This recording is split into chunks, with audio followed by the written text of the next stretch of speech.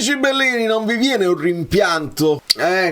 L'idea che magari se si fosse presa questa decisione prima si sarebbe potuto affrontare questo ottavo di finale senza fare le corse, con un pochino più di tempo di lavoro vero, di campo, che voglio andare ad analizzare con voi. Abbiamo visto la live, abbiamo visto la reaction, adesso a freddo cominciamo.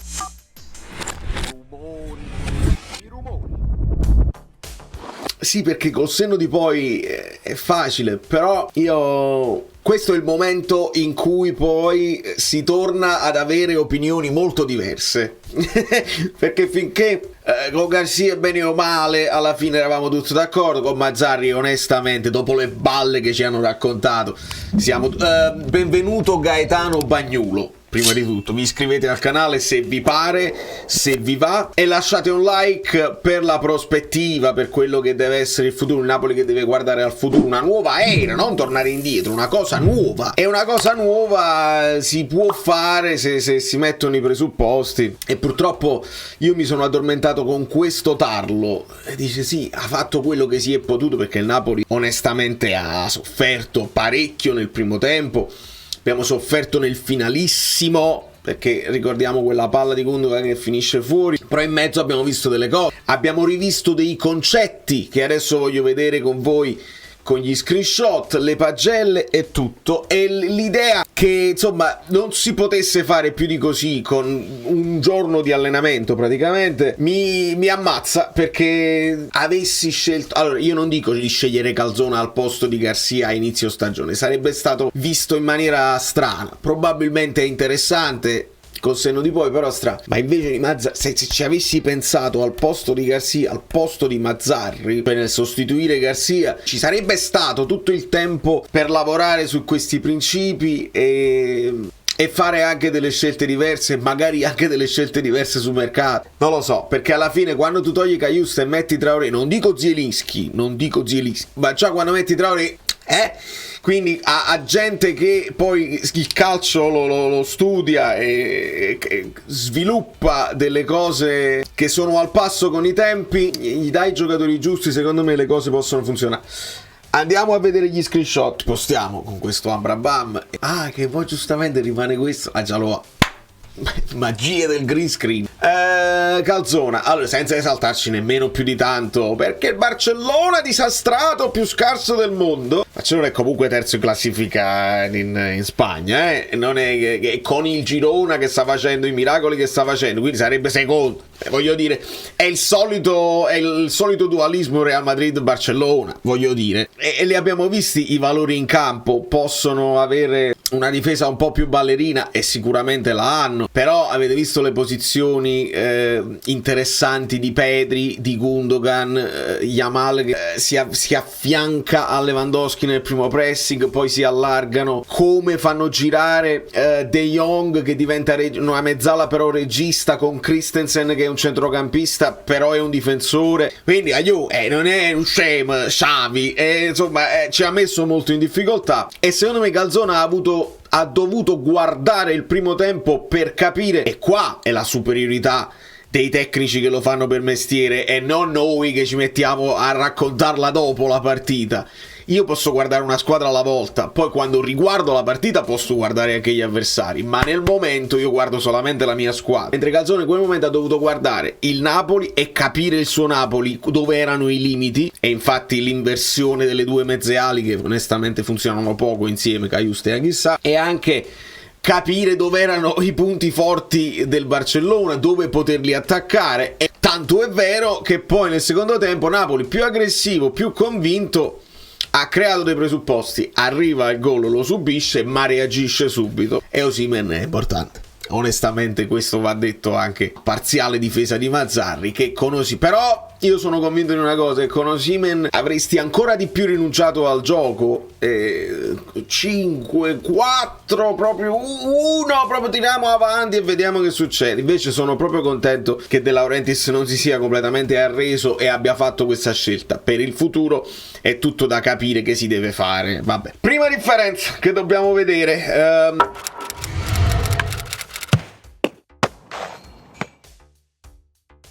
molti magari nuovi che si sono iscritti recentemente sul canale non sanno che cos'è il fazzoletto di Fatsum, che io cerco di dire così perché comunque volgare non mi va di essere volgare, però è una cosa che mi venne all'epoca di Gattuso, quando si faceva la costruzione dal basso molto simile a questa qui che fa anche Calzona, e ci faceva un po' dannare, cosa che facevamo anche con Sarri. Perché?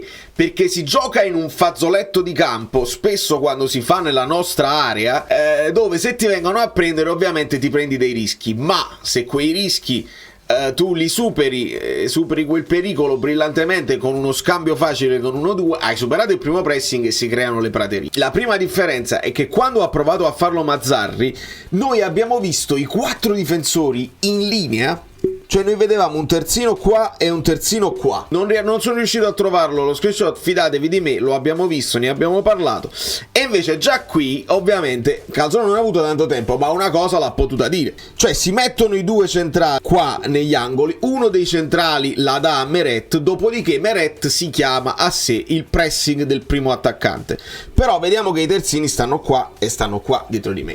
Quindi già hai creato uno sviluppo che se fai il primo triangolo con Lobotka con Anghissà, il centrale è libero di servire uno dei terzini avanzati, e già questo ha molto più senso rispetto ad avere tutti i terzini in linea che non ci puoi fare niente, ti aggrediscono anche le ali degli avversari, poi c'hai uno stacco troppo grande rispetto agli attaccanti e ai centrocampisti e resti là intruppato. E mi piace far vedere una volta in cui è riuscito molto bene e una volta in cui non è riuscito e abbiamo rischiato. In questo caso la palla arriva, come vedete, a Meret, che viene attaccato da Lewandowski. Meret però trova la linea di passaggio, la vedete, con Anghissà che si fa vedere, anche Lobotka ovviamente si fa vedere perché è quello che deve fare qua.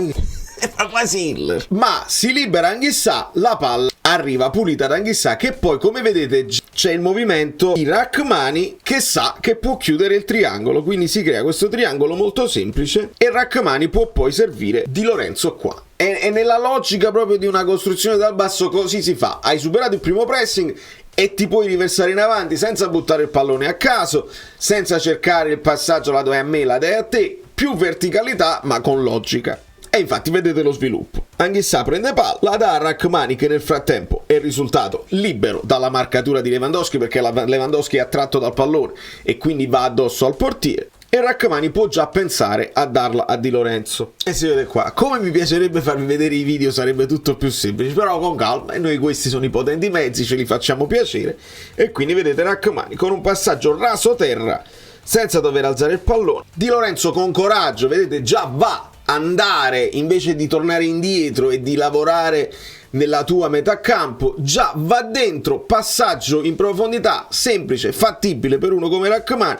Di Lorenzo poi prenderà il pallone e andrà fino in fondo, fino ad arrivare al limite dell'area loro, e già avevi superato tutto. Eccolo qua, veniteci a prendere. Nel frattempo vedete i 3 attaccanti in lì e Di Lorenzo che sta avanzando. Là, in un'altra occasione, Di Lorenzo prenderà un fallo, in questo caso non riesce a fare il passaggio preciso, ma letteralmente con 2 passaggi sei andato dall'altra parte del campo. Ora questo era successo al 23esimo, al terzo minuto, vedete, al quarto minuto il Napoli già ci prova a fare questo. Questo è importantissimo, vedete, ve l'ho messa al contrario, perché non è che tu lo fai in fiducia e poi continui, l'hai fatto una volta a inizio partita, quindi questa è la richiesta dell'allenatore e i giocatori hanno eseguito. In realtà qua non l'hai fatto benissimo, perché Meret serve comunque Lobotka qui, che però è pressato, è marcatissimo, molto vicino. Allora 2 sono le cose: o gliela dai in un certo modo, in modo tale che Lobotka può fare il passaggio di prima verso Rrahmani, ma quello che manca qua, non lo vedete, perché non c'è, è Anghissà.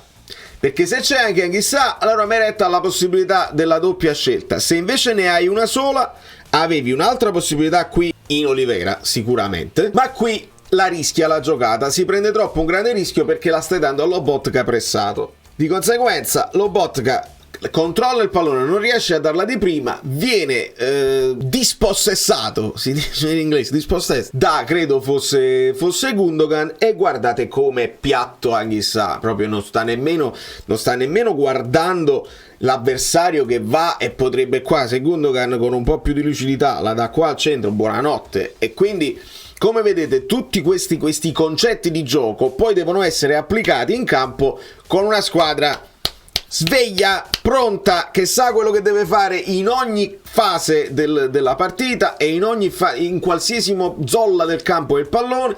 Devono stare però sulle punte, perché se non lo fai ti prendi dei rischi, e il rischio non è perché la giocata è sbagliata o perché il concetto è sbagliato, il rischio lo prendi se non tutti stanno sulla stessa lunghezza d'onda. Dopodiché volevo analizzare il gol preso, e ci sono un po' di inquadrature dall'altro che ci aiutano a capire qualcosa.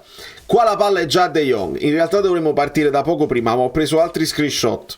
In questo momento Anguissa sempre un pochino, diciamo, morbido nella sua marcatura, ci arriva, però ci arriva un po' in ritardo, ha tutto il tempo di controllare e servire De Jong, con Pedri che, come vedete, è stato sempre bravo per tutta la partita a staccarsi dalla linea degli attaccanti e a trovare gli spazi in mezzo.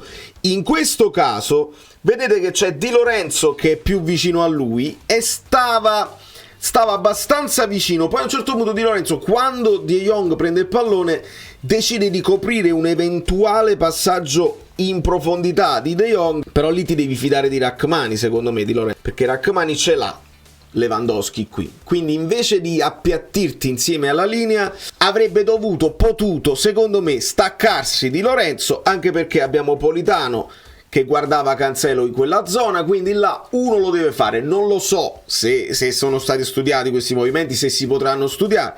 Vedete che Lobotka è qui, quindi come fa ad arrivarci lui? E poi ci arriverà, ma con un po' di ritardo. Quindi questa è la situazione dall'alto. Dopodiché, quando la palla arriva a Pedri, si stacca Rachmani e secondo me fa bene. Distinto, uno la deve rompere la linea, perché non lo puoi lasciare libero di fare qualsiasi cosa, di impostare così. Stava però arrivando anche Lobotka, quindi magari temporeggiare un po' di più o chiamare, doveva essere automatico. Io mi stacco, automaticamente Di Lorenzo deve andare a chiudere su Lewandowski. Ragazzi, è questione di microsecondi, credetemi. Quindi noi facciamo le pulci, ma veramente è una questione di microsecondi e di pochi centimetri lo stare vicino all'avversario e nel mettere una pezza dopo gli eventuali errori di posizionamento. Quindi questa è la situazione che ha portato al gol del Barca o del Barça. Da qui si vede ancora meglio. Questo è proprio il momento in cui Di Lorenzo va all'indietro, si stacca proprio da Pedri nel momento in cui sta per partire il passaggio di De Jong.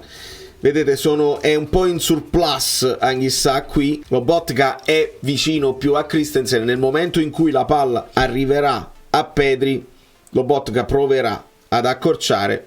Nel frattempo Di Lorenzo è scappato e poi Rachmani proverà, rompendo la linea, a chiudere. La palla finirà tra le gambe di Rachmani, il passaggio di Pedri, e anche con quel tocco in più che fa Lewandowski tra le gambe di Lorenzo in scivolata disperata per metterci una pezza. Il gol di Osimhen ve lo faranno vedere tutti, quindi è inutile che mi interessava di più parlare di quelle altre cose, perché poi non si può parlare, sono video lunghissimi, invece devono arrivare a tutti. Siamo noi che dobbiamo porgere, non è il pubblico che porge, siamo noi che dobbiamo porgere. Fa un buon movimento Lindstrom, che è entrato vivace, e poi è Anguissa proprio, attacca e stacca, croce e delizia, che serve Osimhen in profondità, col fisico difende il pallone. È inutile che ve lo dico, l'avete visto tutti. Di conseguenza io voglio parlare un po' dei voti, perché qua ci sarà da discutere, dovete litigare letteralmente nei commenti, perché io do 7 a Meret. Non ve li faccio vedere gli screenshot di tutte le parate, ma ne ha fatte e ci ha tenuto in piedi. Poi c'è stata anche una parata un po'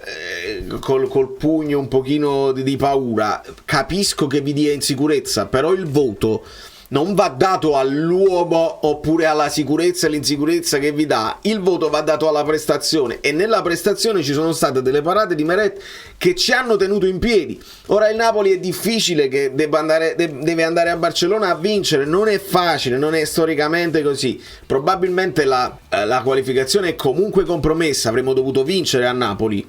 Però se hai un barlume di speranza e ti vai a giocare una partita di dignità e di speranza dall'altra parte, è perché Meret ne ha parate 3 o 4 che dovevano essere. Poi ci aggiungo che è vero che il Napoli chiude con un XG più alto del Barcellona, perché il gol di Osimhen ha un XG altissimo. Il Barcellona crea il più basso XG della sua storia della stagione. Perché? Perché hanno dei giocatori fortissimi e quindi hanno creato delle cose che Meret doveva parare, ma da presupposti difficili, quindi gol che fai se sei un campione e se riesci a mettere il pallone anche senza avere dei presupposti facilissimi. Vedete, SofaScore ci dice che il Barcellona ha avuto molto più attack momentum, ci siamo affacciati nel finale del primo tempo, poi qualcosina, vedete, abbiamo cominciato meglio, il Barcellona fa delle cose, arriva al gol, dopodiché il Napoli chiude in crescendo ed è lì che abbiamo avuto le belle sensazioni dove si poteva addirittura provare a vincerla, e poi quell'ultima occasione di Gundogan che ci ha dato quell'ultima cosa. Però l'avete visto, l'XG 0,69, l'hanno pure aggiornato, 0,69 il Barcellona e 0,87 il Napoli. Possesso di palla equilibrato, loro tirano molto di più e di più in porta, quindi questi sono i salvataggi che deve fare Meret, e il Napoli un tiro in porta, 6 tiri totali. Dobbiamo crescere, e deve crescere onestamente anche il Barcellona, nella precisione dei passaggi. Bisogna arrivare almeno al 90% per farmi stare soddisfatto. Però vedete, molto meno palle lunghe si gioca a pallone, ragazzi. 20 riuscite su 38, non arriviamo alle 50 palle lunghe, che anche con Spalletti si arrivava a una media di 50. 38, questo è un dato da sottolineare. E vedete che il gol di Osi già arriva a metà dell'XG totale. Occasioni di testa di Anghissà, occasione per Politano, per Simeone, ancora Simeone e Raspadori che poi viene bloccato dalla barriera. Posizioni medie belle logiche, onestamente, i due centrali più bloccati, i terzini che arrivano a centrocampo e fanno tutta la fascia come la devono fare, le ali fanno le ali vere e proprie, Osimhen qua, e i tre centrocampisti senza fare il trenino ma un pochino più distribuiti. Interessantissimo vedere quello del Barcellona, perché Lewandowski risulta più basso di Gundogan, che con i suoi inserimenti ci ha dato tanto fastidio, Pedri tra le linee, Cancelo ovviamente a tutta fascia e Yamal anche che copre tanto campo, con i due centrocampisti, De Jong che poi finisce a essere più regista di Christensen che lo scherma. È molto interessante anche vedere il Barcellona. Più tocchi per i terzini che per i due centrali. Oddio, Olivera e Rachmani si equivalgono, ma molto meno tocchi per Juan Jesus e più tocchi per Di Lorenzo. Questa è una cosa da sottolineare, però vedete purtroppo 75% di precisione per Di Lorenzo non è abbastanza. Bene invece Rachmani e Juan Jesus con 92 e bene anche Anghissà come precisione dei passaggi con 92. Lobotka 90, qualcosina la sbavata di sbavatura, però era a tutto campo, dobbiamo sottolineare. Maluccio Politano come precisione, male Caiuste, onestamente. Di conseguenza litigate, io do 7 a Meret, non mi interessa proprio, do 5,5 a Di Lorenzo.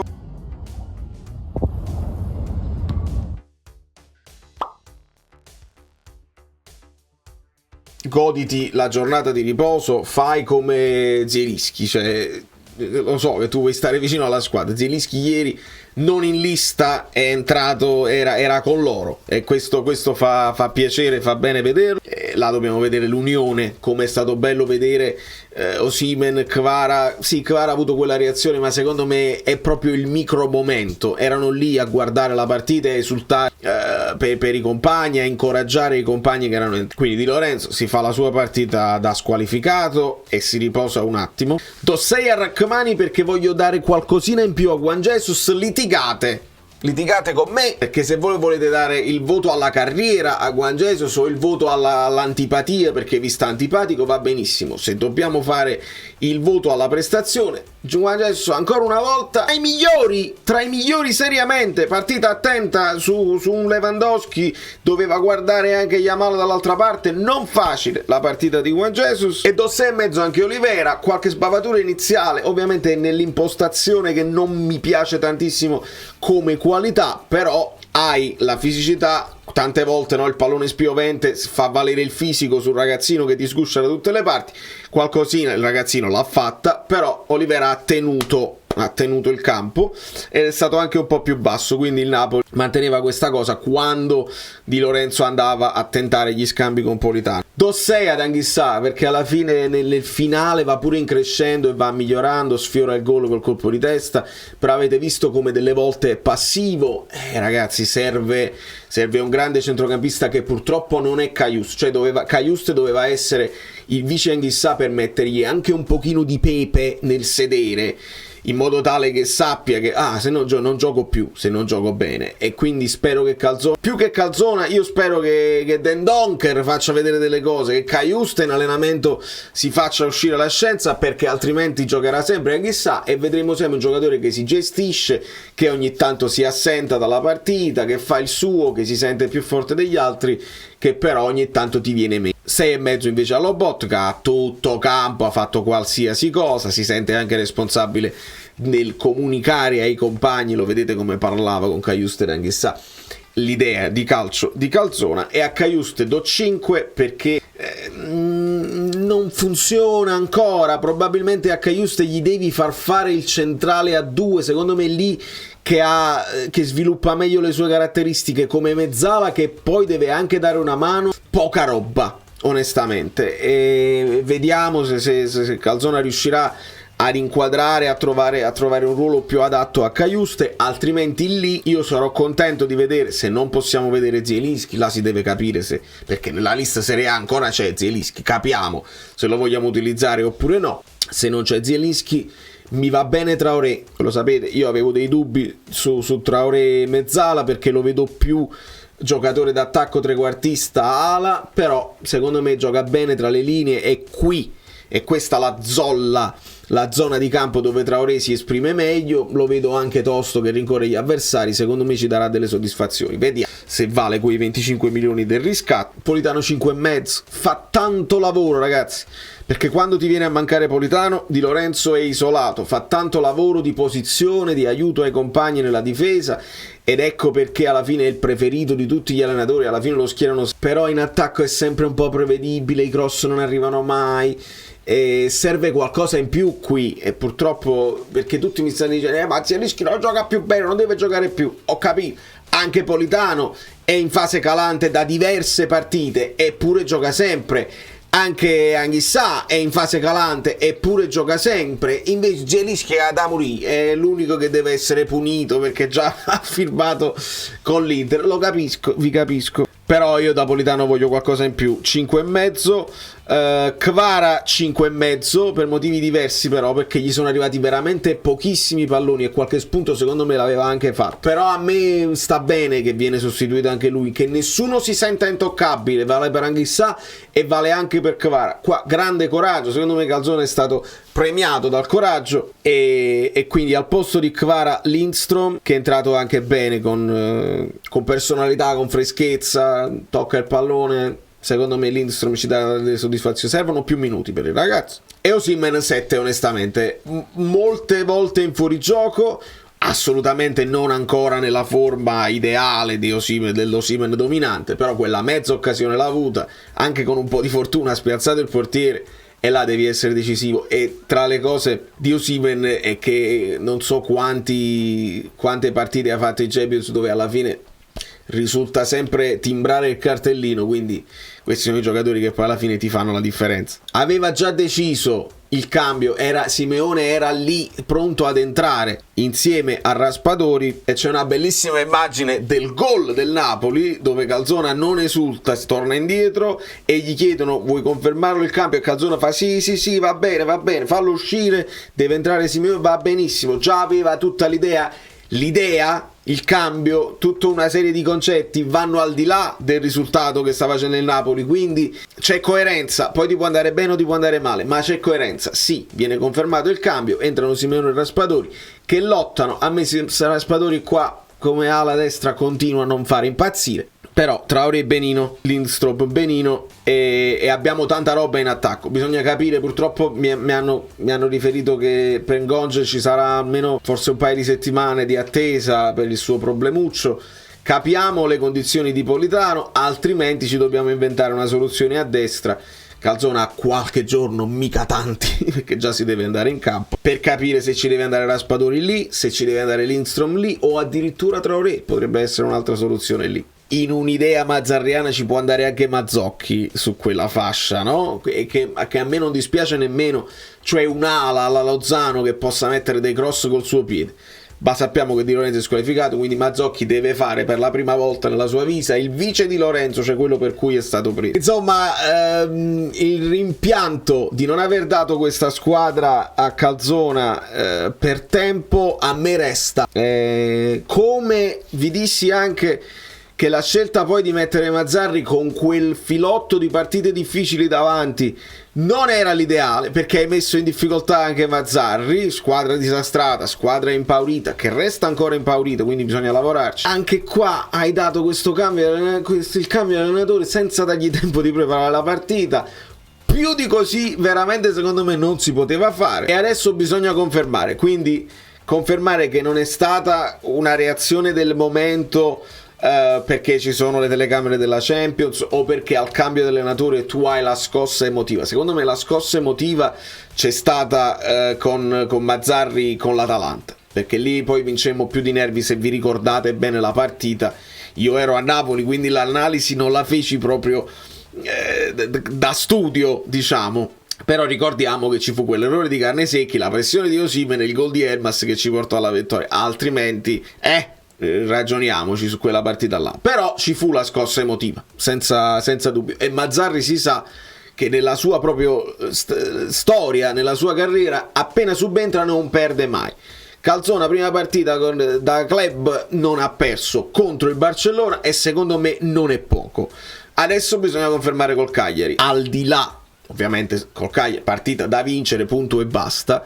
Ma in questo caso, visto che dobbiamo guardare verso il futuro e mettere i presupposti anche per la prossima stagione, bisogna vedere il coraggio, il confermare il coraggio, subire anche un gol sulla partenza dal basso, ma la confermi come hai fatto col Barcellona. Se il dio del calcio esiste ti premia, altrimenti ci dobbiamo arrangiare. Da New York, Valerio Frido è tutto, grazie a tutti per l'ascolto, per la passione con la quale seguite, per i like che lasciate e per il vostro supporto. Io vi adoro ed è bello di poter parlare del Napoli senza quella cosa ma Sarri, smettila che hai detto, impara i nomi. Calzona parla poco, però quelle poche cose che dice sono di campo. La analizzeremo la comunicazione di Calzona, perché l'ho ascoltata la conferenza e non voglio dilungarmi troppo, però ha parlato di cose di campo e ha confermato: qua siamo stati un pochino scollati, qua dobbiamo essere più ordinati, invece di accampare scuse e dire siamo un'ottima partita, abbiamo pareggiato con Barcellona, ottimi, siamo ottimi. Invece di dire siamo ottimi, lui ha detto dobbiamo sistemare parecchie cose, e c'è una bella differenza.